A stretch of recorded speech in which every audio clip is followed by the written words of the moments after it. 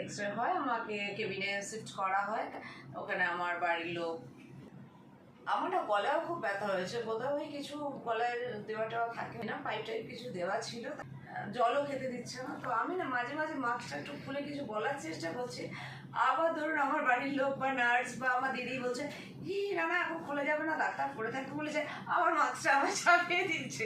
এবারে 3:30 বাজে, তখন না আমি ওদের বলছি আমাকে একটু বেডটা একটু উঁচু করে দিতে। তো আমি তখন মাস্কটা খুলে আমি আমার দিদিকে ডেকেছি, যে মাস্কটা পরে দেয়, নিয়েছে।